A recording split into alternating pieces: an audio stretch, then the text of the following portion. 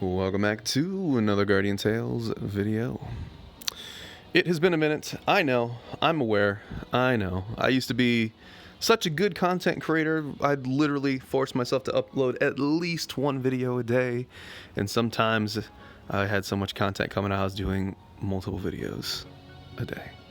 But I've been busy. I've been doing good things. I'm working on game dev, and that's something I'll talk about more in the future. But the short story on that is that I'm really hopeful that I'll have a prototype out that people can download on their phones. I might do it like a closed batch, just like a handful of people, or maybe just local people around me. But I want some sort of prototype people can get on their phones, run around, swing a sword, you know, since we're going to be jumping around, basically something like this. This is basically what I'm trying to get to. I've done a bunch of tutorials and whatnot and a bunch of little baby steps kind of things that I should be able to do this. But basically just get a character, log in, run around. If you can change cosmetics or do anything else, that's great. Swing a sword, shoot a gun, you know, pretty basic stuff.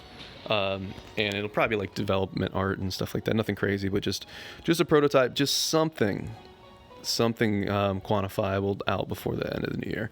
That's what I'm working on. But for anybody in the know, I've been trying to do it all in dots, all in data-oriented programming, and man, that's a little challenging as opposed to object-oriented. But anyways, all right, so it's not about that.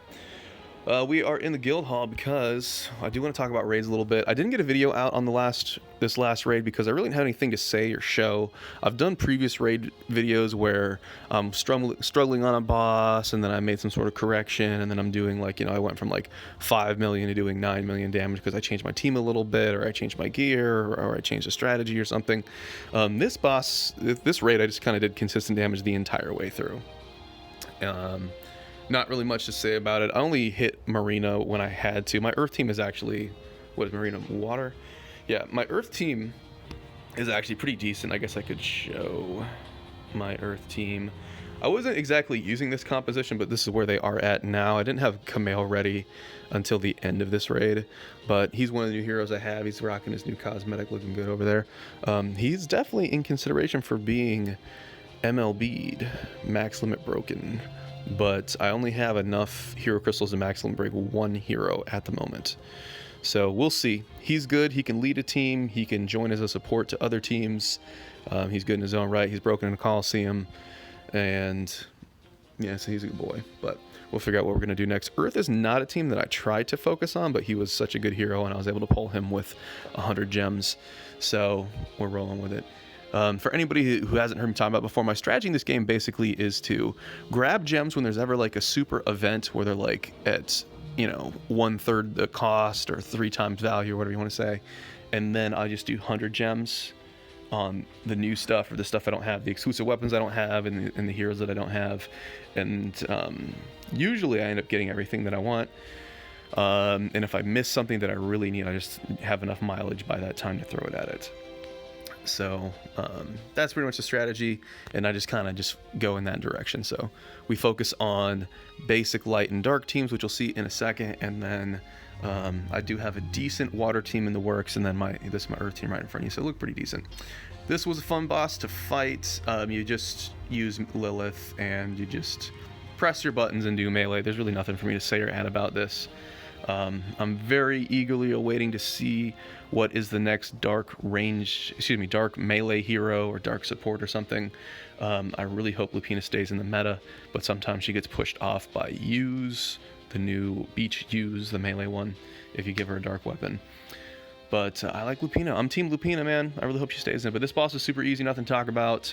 I was doing 10 to 12 million on him every single time. My attacks aren't there, but super fun, super easy to play. Lilith, she's a melee hero, but she has a mid-range attack, so it's so easy for her to just like attack and walk backwards the entire time and basically never get hit. Easy fight. And if you do that walking backwards, then he won't do his stupid charge attack that makes you waste a bunch of time and not get damage in. So easy boss, but again, I didn't film it because I didn't really have anything to say about it. Over here, this boss is easy too. The only thing I would do is just kind of angle yourself so that he charges into the wall.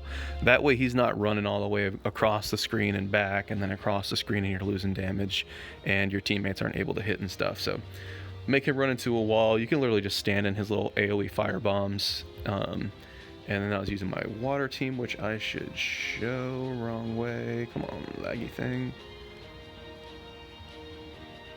I think I was basically using this. There is a new ranged water hero that just came out. She reduces water resistance or its defense down or something like that. We're debating if she's going to be in the meta. It seems like she might not. I don't know. But I'm curious to see what water range metas are really doing and going. I think some of the Korean folks, because they're 2 weeks ahead of us on the Korean server, I think they're running some water team without Veronica right now. They've got like Coco and Gremory and Camille, I think. Something like that. So that's scratching my head because I thought Veronica was like a clear pick. And it's one of the things, like, I'm like currently, once I finished 5-star in Camille, I'm trying to 5-star Veronica. But I don't know if she's gonna be in the meta. It just seems like skill damage is not the most valuable thing, and there's other bonuses that are just making the math a lot better. So I don't know. Keep in mind, Veronica is the water goddess, and I would assume that they'd keep the goddesses relevant or something. So I don't know. We shall see. But that was my next target to 5-star. So if I'm not gonna 5-star her, I don't know what I'm gonna do. But water's not really a team that I focus anyways. And then I'll try to get some videos of the next upcoming raid. I really should have done a video on this one, even though I didn't have anything crazy to show. But water team here was doing fine. We're doing 10 million damage unless I do something stupid. No real complaints. And then over here, Sandy. Sandy's not a fun fight. What was I using over here? There we go, light team. Sandy's not a fun fight. I should have swapped out Tinia for Nari, because Nari works better on this boss because the way that the attacks work. But I didn't have a light basket, an extra light basket for Nari, and I just didn't want to deal with it. But I should have done it, could have got more damage. But this boss is annoying because it goes subterranean, which means it's not attackable. It's an invulnerable boss for half the fight, and then it pops up this tail that you have to kill, which will make your weapon skills fly at the tail and completely miss everything. And if you miss a single weapon skill, you miss up all your chains. It's just, ugh, yuck. I was able to fight it fine, but I still would do like 8 million or 9 million damage on this thing, when this team probably could be doing 10 or 11 or maybe even 12 damage on the right boss. So, whatever. And then, yeah, there's no text there. Everybody hated this guy. And I probably mentioned it, but I wasn't able to use my merchandise. My merch.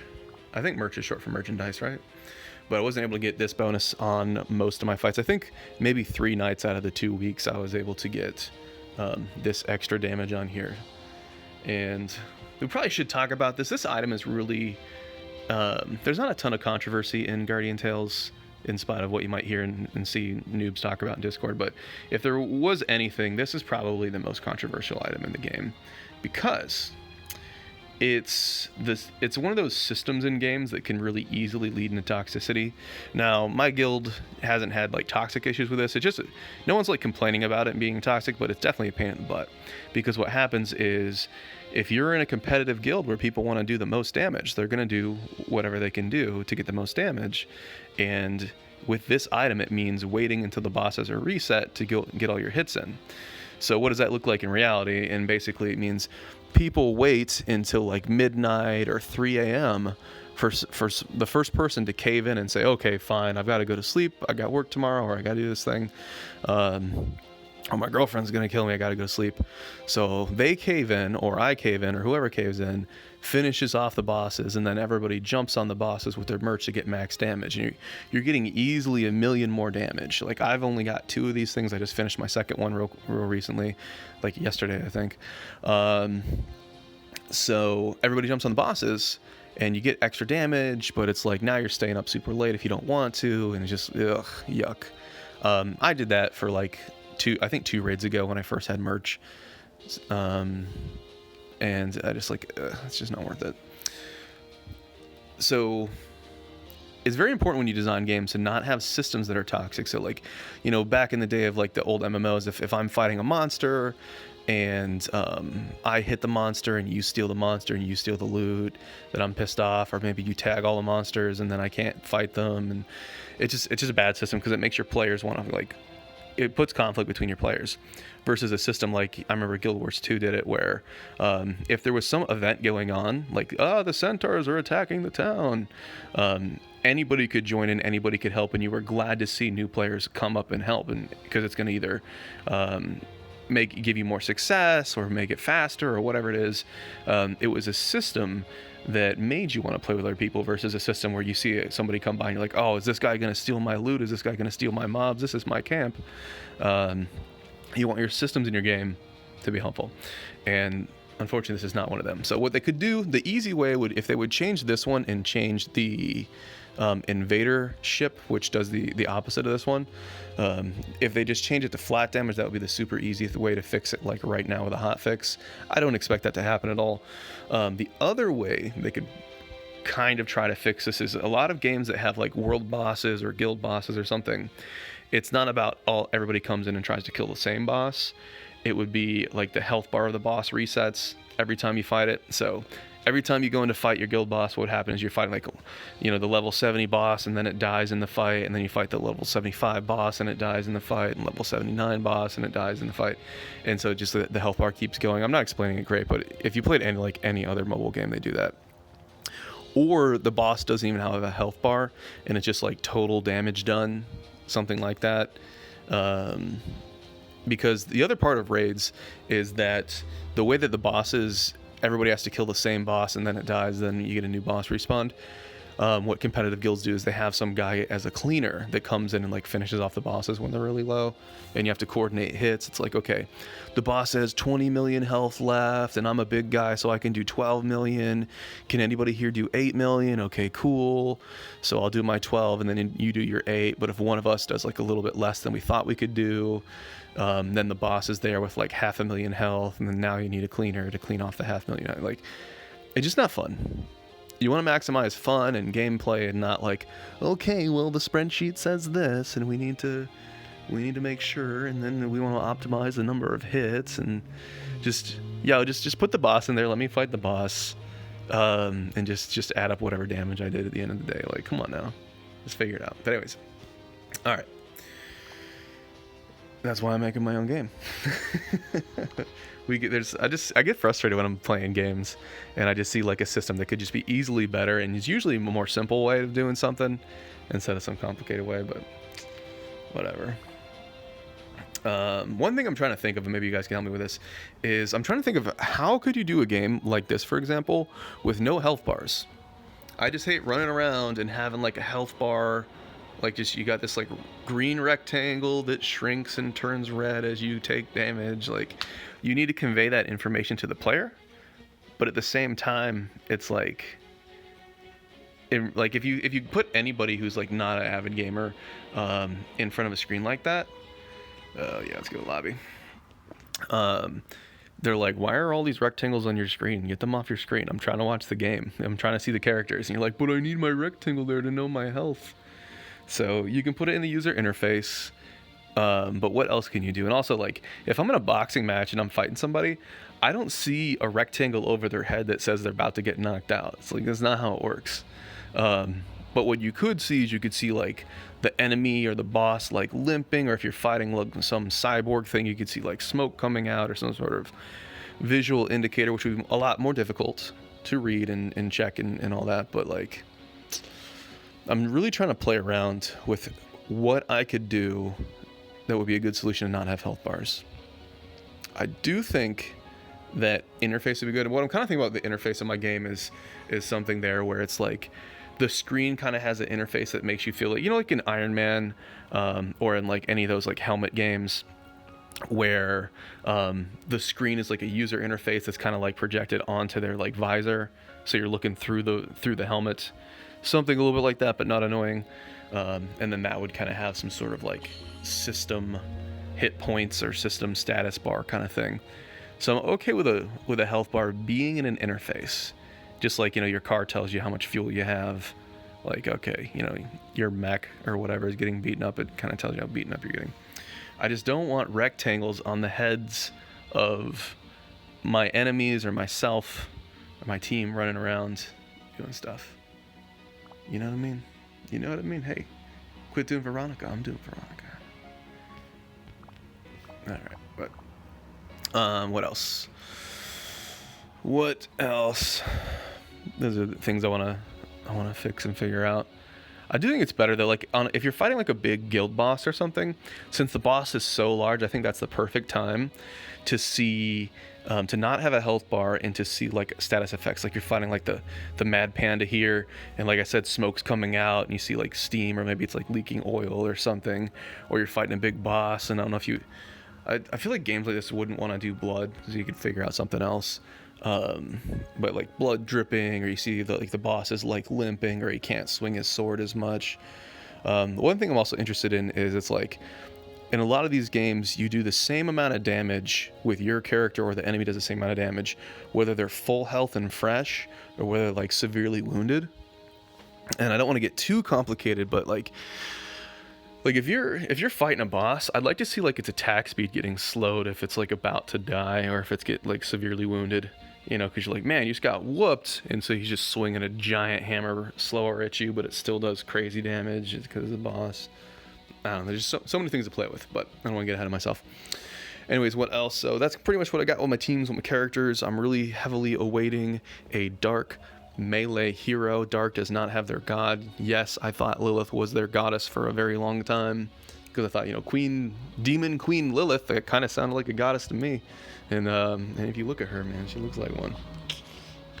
Listen, look at, I shouldn't be clicking on the things that I'm talking about while I'm talking about them.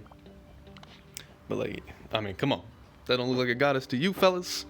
I don't know who y'all worshiping, but y'all better get in line. And what else? So yeah, I want to see the dark hero. I really hope it's a hero that complements Lupina. The math says that it needs to be a hero with like dark attack buff. That's why Arabelle's still in the mix for the dark team.